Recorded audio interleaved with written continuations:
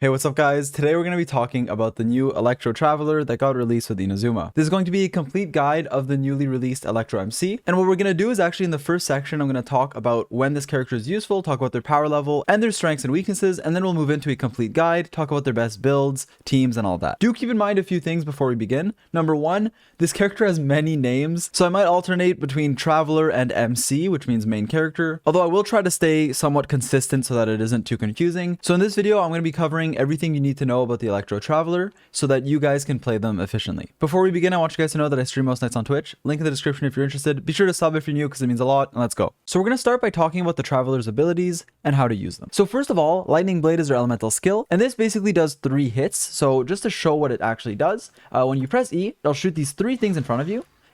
Each of them will deal a separate instance of damage, and then it generates those amulets on the ground that you can go and pick up. The damage on this ability isn't amazing, but it is this scaling times 3 if you do manage to hit all 3 of them. And then after that, abundance amulets will be created that you can pick up to restore elemental energy and increase your energy recharge. At Constellation 0, you generate 2. But at Constellation 1, which is a free constellation, you get up to 3 of them, which is great because it just gives you more energy. And something that I want to make clear is that every abundance amulet you pick up, yes, it will restore this energy. So having 3 of them will give you a 3rd instance of this energy regen, but it doesn't actually stack how much energy recharge you gain. You're going to gain 20% plus 10% of the Traveler's energy recharge with this other talent we'll talk about later. But if you pick up 1 amulet or if you pick up 3, it's not going to increase your ER by like 20% times 3, which would be 60. It's just going to give you that 20% plus the other passive effect. This is important because it means you can pick up 1 on a character and get that ER increase, or you can like leave 1 for later, or you can just pick up all 3. Like there's a few ways to play around it, but I just wanted to make it clear that having an extra amulet won't increase your ER by another 20%. It'll just give you more energy regen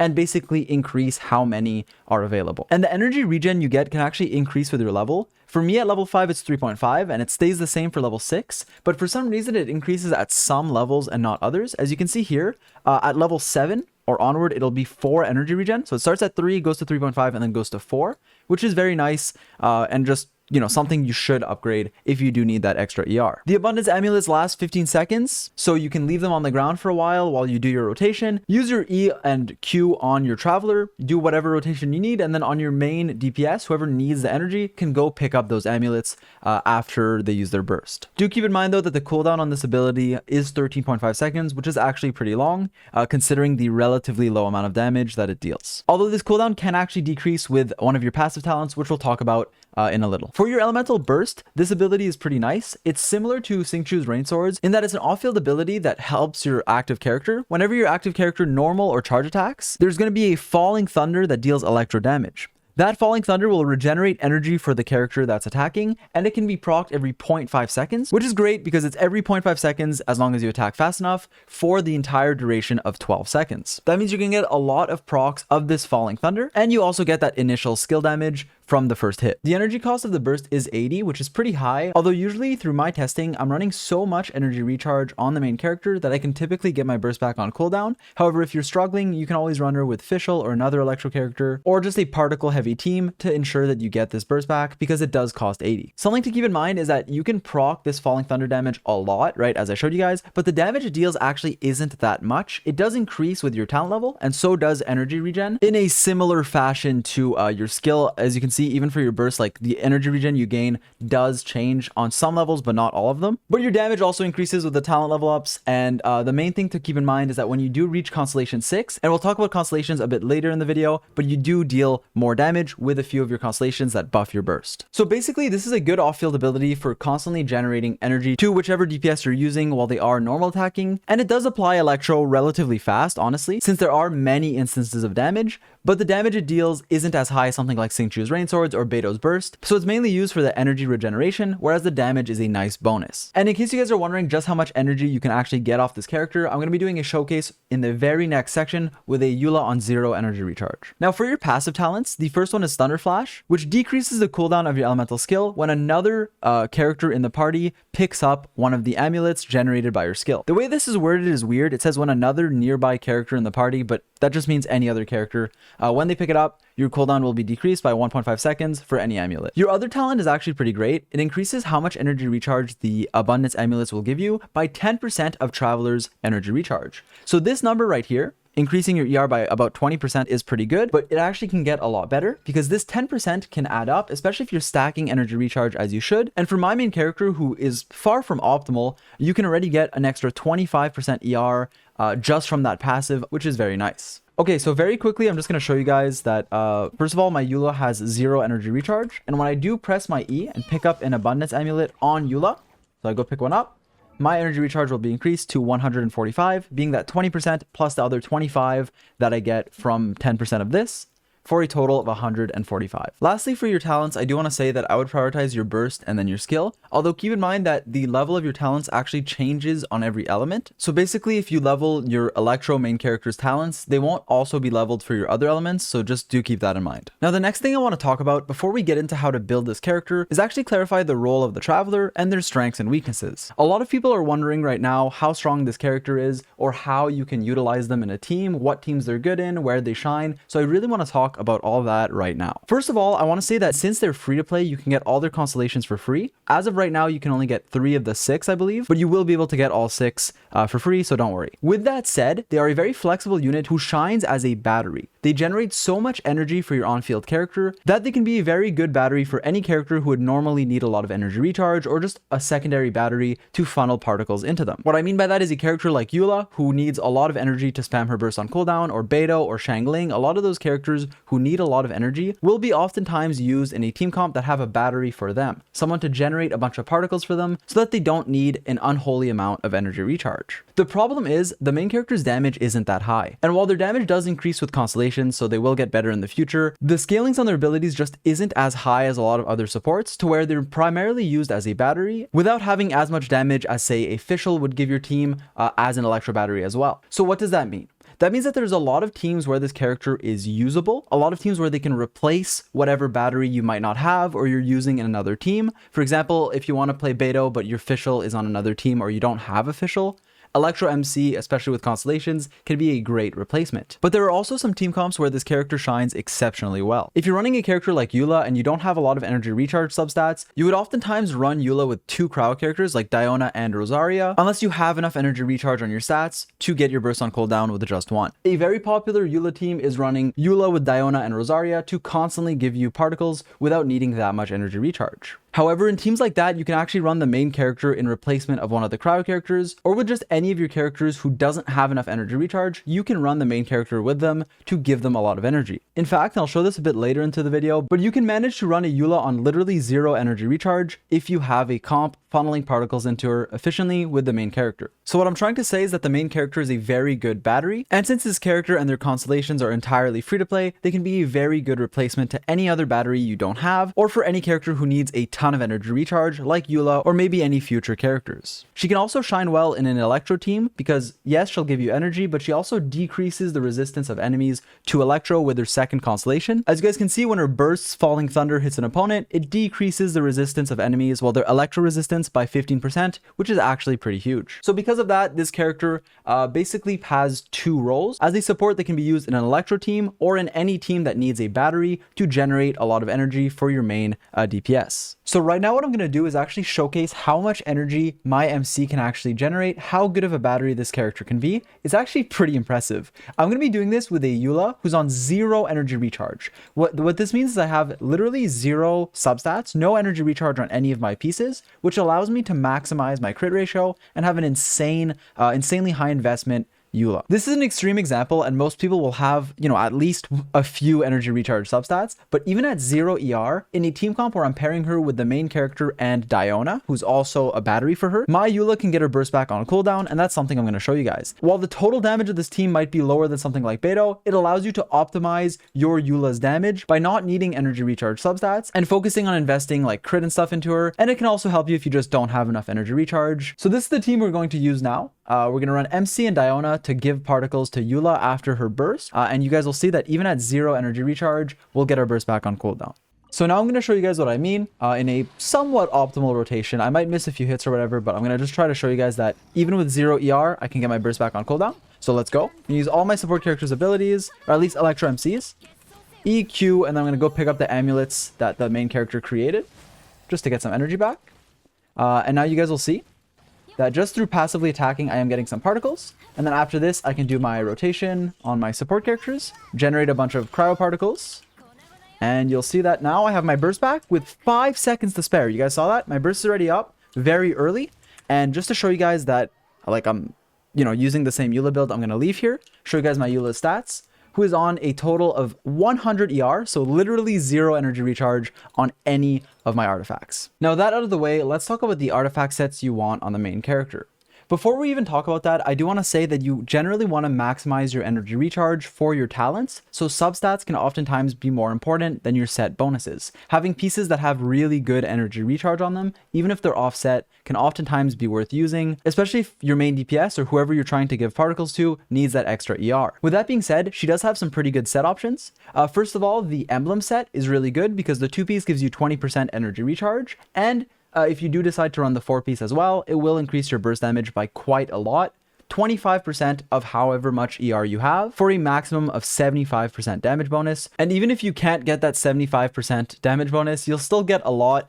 For example, my MC is on 288 ER right now, and 25% of that is a significant amount, actually approaching the 75% range. Another great set is the 4-piece Noblesse Oblige, which I'm actually running right now. The reason for this is because it gives you 20% elemental burst damage, and then the 4-piece, instead of giving you as much damage as Emblem would, it will actually buff your whole party member's attack by 20%, which could actually be better because MC's damage is okay, but especially without her Constellation 6, and just in general, it isn't that much damage, especially compared to other characters you might be using. Let's say you're running her with Eula. Your Eula is going to be dealing so much damage comparatively that it's usually better to buff her and your other, off-field supports or other party members with Noblesse Oblige if you do have it. So because of that, I recommend 2 sets. If you want to maximize your energy recharge on the MC and give her a lot of burst damage, Emblem of Severed Fate is definitely the way to go. But if you want to play a more supportive role and buff your team's damage, and if your team doesn't already have a Noblesse user, that is also a set that I recommend for its great 4-piece effect. Now for the specific stats you want, honestly, you're mainly going to be focusing on energy recharge. There's a lot of other substats that can be nice. Crit damage, crit rate, attack percent will all increase your damage, so they're all nice to get, and you should look out for them if you're min-maxing. But the main stat you're looking for is energy recharge, because you want to be transferring as much energy as possible to your team. That being said, once you have enough energy recharge, you can be looking for the substats that will maximize your damage. Overall though, I highly recommend going for energy recharge on every single piece that you can. Go for the ER main stat on your sands, and look for it on substats for all your other pieces. In terms of your main stats, as I mentioned, you want ER on the sands. For your circlet, you want crit rate or crit damage, but once again, I say it highly depends on your substats. And for your goblet, you're looking for electro damage. In terms of your weapons, it's pretty straightforward. Since you're stacking energy recharge on this character to be a better battery, you just want an energy recharge weapon. So things like Skyward Blade are amazing. As a free-to-play option, your best bet is Festering Desire if you got that. If you don't, try to run any energy recharge sword you can, and most of them are actually better. Things like Favonius Sword seems pretty amazing for just even more particles to your whole team. Basically, whenever you crit, you'll generate white particles to your whole team. This goes up with the refinement. Like the chance of it proccing and the cooldown get a lot better with higher refinement. So definitely a good option you can use, but do make sure you are running at least some crit rate on substats or circlet to maximize the chance of this proccing. Sacrificial Sword is also an okay option, mainly because it has a lot of energy recharge on the stat. It's not my favorite, and I would pick options like Favonius over it, but it can be viable for the effect and the ER. Personally, I use the Skyward Blade because it has a high base attack, since it's a 5-star weapon, gives you 55% energy recharge, which is a pretty good amount, and so I like it for the bonus amount of damage that it deals. If you're just trying to be pure battery though, swords like Sacrificial Sword and Favonius do give you even more energy recharge than the Skyward Blade does, at the cost of some damage. I do want to say that swords that give you damage can look okay, and they're not terrible, but generally speaking, while these will give you more damage, I would usually recommend a energy recharge sword instead. Now we're going to talk about the main character's constellations, and this is actually pretty important because 1, it increases her power level quite significantly. These are good constellations, and 2, they are all free, so everyone can get them. Do keep in mind though that as of right now, we only have like half of Inazuma, so we can only get the first 3 constellations, which are good, but the last 3 will also be free and unlockable when we get the next part relatively soon, I hope. So with that being said, let's talk about our constellations. The Traveler's first constellation is actually pretty good. You increase the amount of abundance amulets you can get from your skill from 2 to 3. We talked about this earlier in the video, so I'm not going to repeat myself, but it's just nice to have a third one. You can get more energy from it, and it can be easier to like pick them up or keep one on the ground for a longer time. So your first constellation is a pretty good one. Your second constellation is amazing in electro teams, because what this does is it decreases the electro resistance of enemies by 15% when Falling Thunder created by your ult hits an opponent. And something to keep in mind is that your burst actually procs Falling Thunder pretty often. As you guys can see, like if we look at the talents, it says that the one instance of Falling Thunder can be generated every 0.5 seconds. So during your burst uptime, you can maintain this electro res decrease. This is really nice in an electro team or paired with another electro character like Fischl. Even just as a support, Fischl deals a lot of damage, so this will be a very nice buff. Or with a character like Beidou, Keqing, just any other electro character in an electro team, this can be very good. Your Constellation 3 is the last one we can get right now, and this one increases the level of your burst, Bellowing Thunder, by 3, which isn't bad. Your Constellation 4 basically increases the energy that your amulets gain if the character that picks them up is under 35%. It'll actually double how much energy you gain from them, which is pretty nice. It can be nice if your rotation basically allows you to pick them up after you use your burst, which generally is what you want to do, so this can be pretty good. Your Constellation 5 just increases the level of your skill, and your C6 seems pretty amazing. We do have to test this, obviously, it's not out yet, but it does look very good because every 2 Falling Thunder attacks you do, triggered by Bellowing Thunder, and remember, you can proc these very fast. As I showed earlier, you can do one every 0.5 seconds if you attack fast enough. And so every 2 you do will increase the next one's damage by 100%. And it will also restore 1 energy to the current character, which might not seem like much, and it isn't an insane amount, but if you do proc this Falling Thunder a lot, it can add up. So yeah, overall, the main character does have some very good constellations, which I believe you should unlock if you want to play them. So now we're going to get into one of the most important but confusing sections, which is the team comps. I say confusing because this is really what delayed this video, because I was really trying to figure out in which teams this character is optimal, or at least a good option. As you guys know, and as I mentioned earlier in the video, MC is obviously a great battery, can generate a ton of energy for whichever character needs energy, but doesn't do as much damage as a lot of other like burst supports. For that reason, I believe Lumine or Aether does have a pretty niche role, but with that being said, there are many team comps that can utilize them quite well. First of all, the most obvious one is a eula team. The thing with eula, and I talked about her earlier in the video, is that she basically just has a very high energy cost burst of 80, and for some reason you can't get particles during the animation of her burst. It's really annoying. So usually what people do is they'll run her with a cryo battery, and oftentimes a lot of team comps are even going to run triple cryo to just give enough particles to your eula. Electro MC can be a great replacement in that team. I showcased this team earlier, but something like this, where the main character is a battery for eula, allowing you to run on an extremely low amount of energy recharge, as I showed earlier, 0% ER in this team comp, and it worked very well. For a character like Beidou, I do want to mention that Fischl will generate more electro particles for your Beidou. Fischl is a electro battery specifically who generates a lot of electro particles, whereas the main character is just a general battery who restores energy, not just to electro. So because of that, in a Beidou team, I still recommend running Fischl because it'll give you more particles and will do more damage because Fischl's a really strong character. But in Electro team, so, you know, paired with Beidou or paired with Fischl, Electro MC can actually shine quite well because of her second constellation, decreasing the electro resistance of opponents. So because of that, I do believe she can play a pretty powerful role in some Electro team comps if you can fit her in. Generally speaking though, this character is one that has potential to, number 1, battery any character that needs energy, and number 2, replace any of your batteries that are busy. If for some reason you can't run Fischl with Beidou, or if you have no battery for your Xiangling, no battery for any of your characters that has a very high cost energy burst, the main character can help you out. As long as you're constantly normal attacking on them, you should be able to get your burst back through MC's burst and the amulets from her skill. Also, while I personally don't play too much Noelle, I have heard many people say that you can pair her with Noelle to constantly get Noelle's burst back. Although personally, I would rather use like GeoMC in that team, but I'm sure Electro can work as well. And so overall, what does that give us? Electro MC is a character that can be good with someone like Eula, as I mentioned like 20 times in this video, but just for anyone that has a high cost burst, especially any future character that might need a lot of energy. Also, and I think this is the biggest strength of the Traveler, since they are a free-to-play character with free-to-play constellations, reactions, it can be a very good replacement or alternative to any other battery, any other character that you do not have or is used in another Abyss team. Lastly, I do want to mention that they can apply Electro quite a lot in their burst, which lasts a while and can proc very fast. So if we ever want to be able to spam Electro reactions in the future, there's definitely a lot of potential here as an off-field support. So yeah, those are kind of my thoughts on the Electro main character, a flexible free-to-play unit who's mainly a battery. And I say flexible because they can replace a lot of other characters, but it's not someone that you have to build. I would mainly recommend you play them if you like them because they do fill more of a niche role. With that being said, I have a lot of videos planned, so I gotta go work on those. The Abyss reset while I was recording this video, so I have to go clear a new Abyss, which I'm going to be doing live on Twitch. So obviously you can come watch it live if you're interested. And so yeah, that's about it. If there's anything I want to add, as usual, it will be in a pinned comment. I hope the guide was helpful, and I'll catch you guys in the next one. Peace.